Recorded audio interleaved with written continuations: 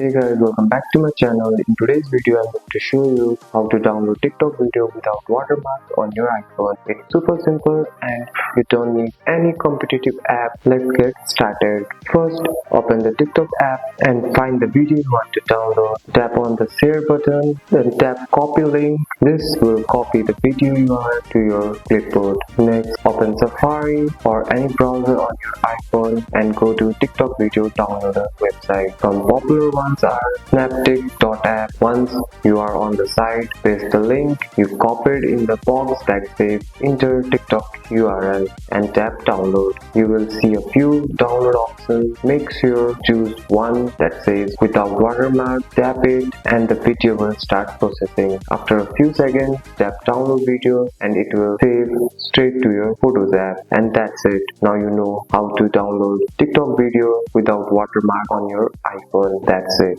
That's all for today's video, guys. If you found this video helpful, drop a like and subscribe for more videos. Thanks for watching. See you next one.